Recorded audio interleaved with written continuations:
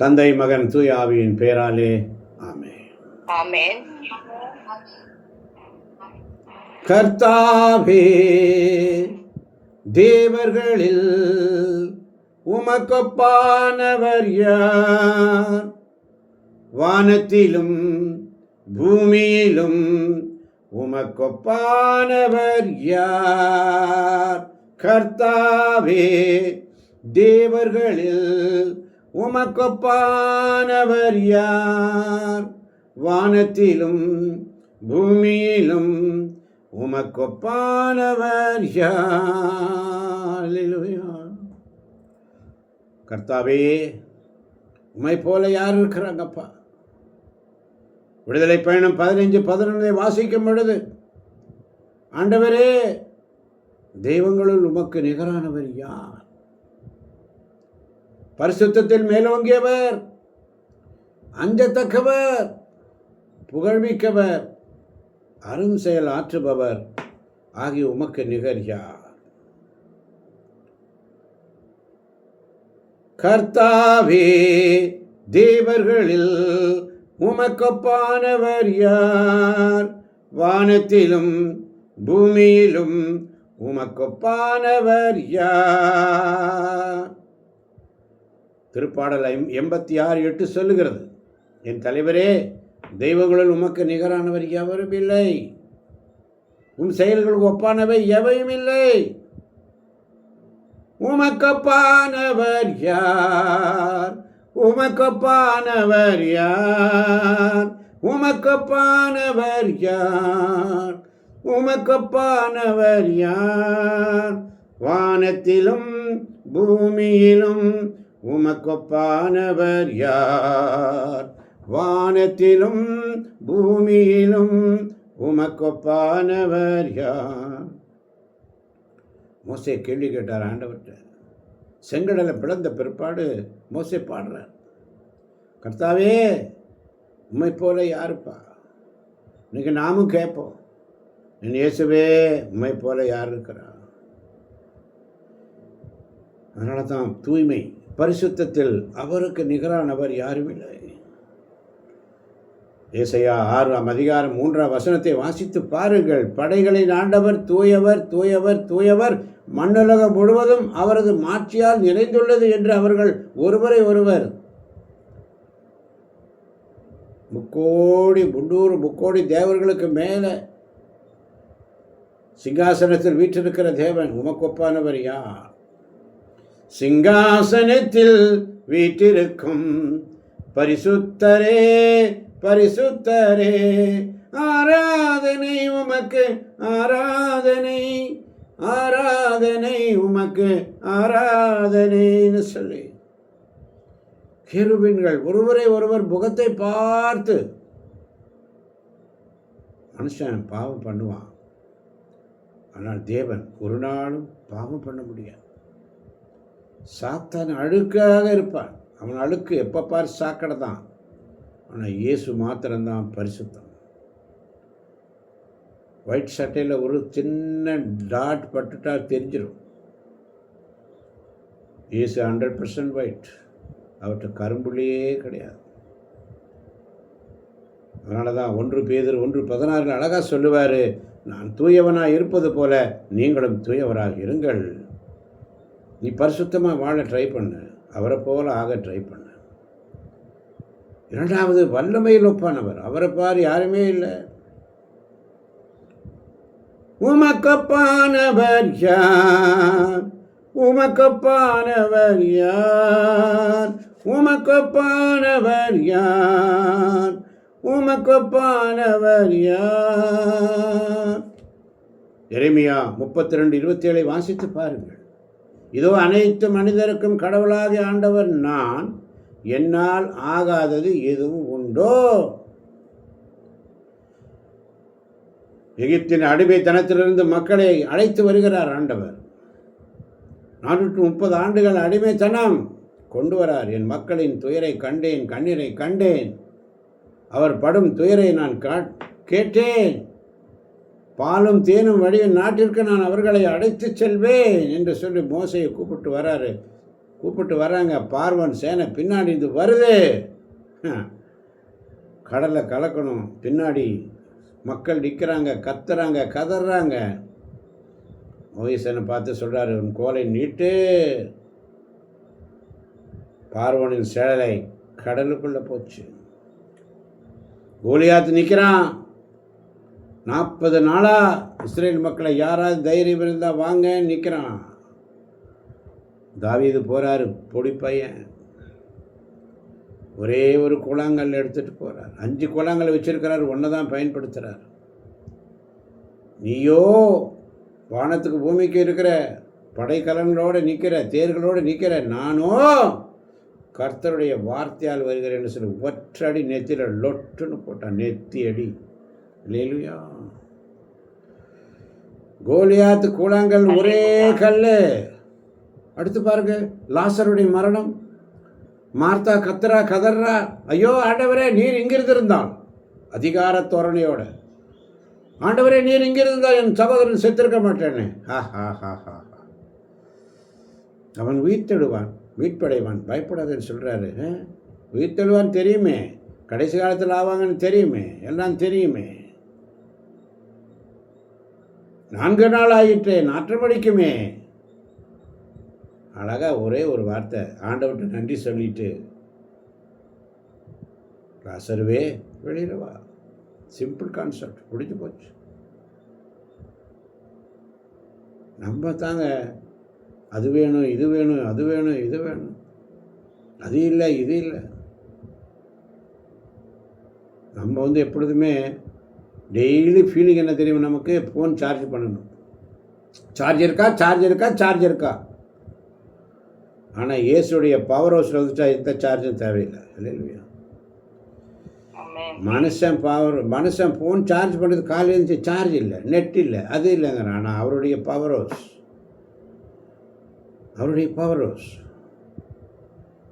அதனால தான் கரும்தாம்பட்டியில் அடிக்கடி ஃபாதர் சொல்வார், mother house is a power house. அப்போ என்ன லூக்கா நற்செய்தி 1:37 சொல்கிறாரு, மதர் தாய் மரியாள்கிட்ட சொல்கிறது, வனத்தூதர் கடவுளால் ஆகாது ஒன்றுமில்லைன்னு சொல்கிறார்.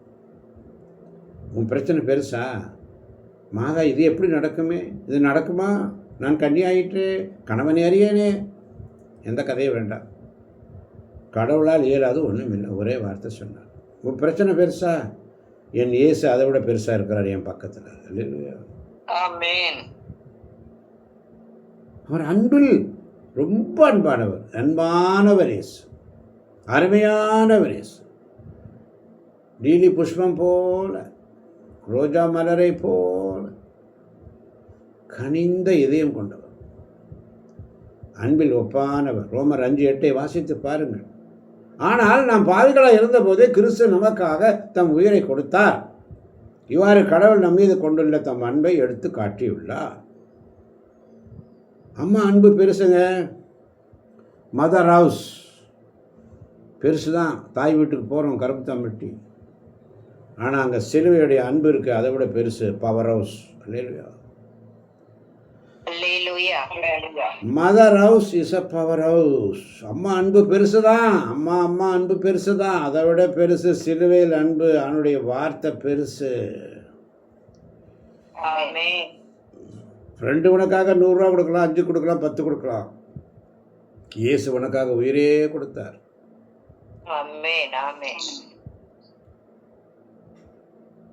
ஒரு திருடனுக்காக ஆடு சாகாது, ஆனால் நல்ல மேய்ப்பன் ஆட்டுகளுக்காகவே தன் உயிரை கொடுக்கிறார்.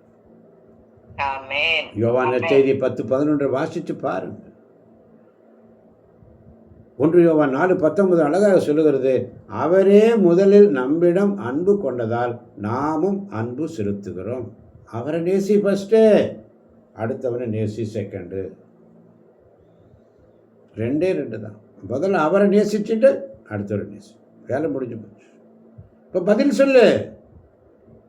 உமக்கொப்பானவர் யார், உமக்கொப்பானவர் யார்? மீகா 7:18 மிக அழகாக சொல்லும். வாசிக்க கேட்போமா?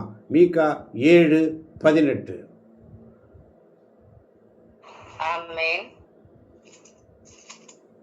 உமக்கு நிகரான இறைவன் யார்?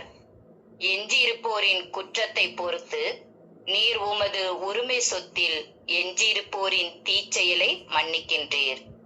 உமக்கு நிகரானவர் யார்? அவர் தம் சினத்தில் என்றென்றும் நிலைத்திரார். ஏனெனில் அவர் பேரன்பு கூறுவதில் விருப்பமுடையவர். ஆமென். பேரன்பு கூறுவதில் விருப்பமுடையவர். அன்பு கூறுவே இன்னும் அதிகமாய்னு சொல்லி. ஆமன் பாதர்களே, உமக்கு நிகரானவர் இறைவன் யார்? இந்த பாடல் என்ன அருமையான பாடல். காசு பணம் உன்னை மீட்காது, சொத்து சுகம் உன்னை மீட்காது, தங்க நகை பீரோ நிறைய ஃபுல்லாக வச்சுருக்கிறது எதுவும் மீட்காது, ஆடை ஆபரணங்கள் ஒன்றும் மீட்காது, படிப்பு ஒன்றும் மீட்காது, கல்வி அறிவு ஒன்றும் மீட்காது, அரசியல் ஒன்றும் மீட்காது, பெரிய பதவியில் இருக்க பட்டத்தில் இருக்க மீட்காது. இயேசு மட்டும்தான் உன்னை மீட்பர். அப்போ இன்னைக்கு முடிவு பண்ணு, என் இயேசுவை போல யாரும் இல்லை, உண்மை போல யாரும் இல்லை, அவர் மட்டும் எனக்கு போதும். இப்போ ஜெபம் பண்ணணும். அப்பா இயேசுவே, திருப்பாடு 71:19 வச்சு ஜெபம் பண்ணு. கடவுளே, உமக்கு நிகரானவர் யார்? உமது நீதி வானளவு உயர்ந்துள்ளது. பரிசுத்தத்தில் அவரை போல யாருமே இல்லை, வல்லமையில் அவரை போல யாருமே இல்லை, அன்பில் அவரை போல யாருமே இல்லை. அப்போ சொல்லுங்கள் ஆண்டவரே, பரிசுத்தத்தில் உம்மை போல யாரும் இல்லைப்பா, வல்லமையில் உம்மை போல யாரும் இல்லைப்பா, அன்பில் உம்மை போல யாரும் இல்லைப்பா. நீர் ஒருவரே தேவன், நீர் ஒருவரே ராஜா, நீர் ஒருவரே ரட்சகர். என் வாழ்க்கையில் வேறு எந்த பொண்ணும் வேண்டாம் ஆண்டவரே, அனைத்தையும் நான் குப்பையாக கருதுகிறேன். வேறு எந்த பொண்ணோ பொருளோ வேண்டாம். என் தெய்வம் இயேசு மாத்திரம் போதும். வேற்று தெய்வம் எனக்கு வேண்டாம், வேற நம்பிக்கை எனக்கு வேண்டாம், நீர் மட்டும் போதும் இயேசுவே. இயேசுவின் நாமத்தில் பிதாவே, ஆமென். ஜெபி. அல்லேலூயா. ஆமென். அல்லேலூயா. கர்த்தாவே, தேவர்களில்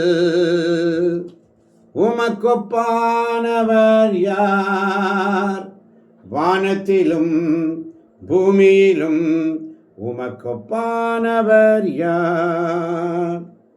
செங்கடலை நீ பிளந்து உந்தன் ஜனங்களை நடத்தி சென்றீர். நீர் நல்லவர், நீர் வல்லவர், வாக்கு மாறாதவர்.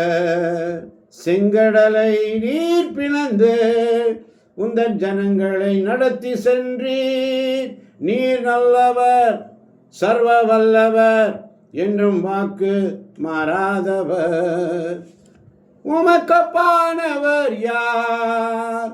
உமக்கொப்பானவர் யார்? தூதர்கள் உண்ணும் உணவால் ஜனங்களை போஷித்தவர். உம்மை போல யார் உண்டப்பா? எங்களை நேசிக்க, எங்களை உங்களுடைய அன்பு பெருசப்பா. கண்மலையை நீர் பிளந்து உந்தன் ஜனங்களின் தாகம் தீர்த்தி. கண்மலையை நீர் பிளந்து உந்தன் ஜனங்களின் தாகம் தீர்த்தீர். உன் நாமம் அதிசயம் என்றும் அற்புதம் செய்பவர். உமக்கொப்பானவர் யார்? உமக்கொப்பானவர் யார்? வானத்திலும் பூமியிலும் உமக்கொப்பானவர் யார்? இதை கேட்கப் போகின்ற, யூடியூப் வழியாக கேட்கப் போகின்ற ஒவ்வொரு பிள்ளைகளையும் ஆசீர்வதி ஆண்டவரே. இந்த காலை பொழுதிலே ஆண்டவரே, அதிகாலை ஆராதனை எதற்கு? அதிகாலையில் ஆண்டவரை ஏன் தேட வேண்டும்? இரண்டாவதாக, உமக்கு ஒப்பானவர் யார், உமக்கு நிகரானவர் யார் என்பதை குறித்து அருமையான இந்த காலை பொழுதிலே நீர் எங்களுக்கு கற்றுக் கொடுத்தீரே, உமக்கு நன்றி ஆண்டவரே. இதை கேட்கப் போகின்ற பிள்ளைகளை ஆசீர்வதிங்க, பலப்படுத்துங்க. இயேசுவின் நாமத்தில் ஜெபிக்கிறோம் எங்கள் ஜீவனுள்ள நல்ல பிதாவே. ஆமென், ஆமென்.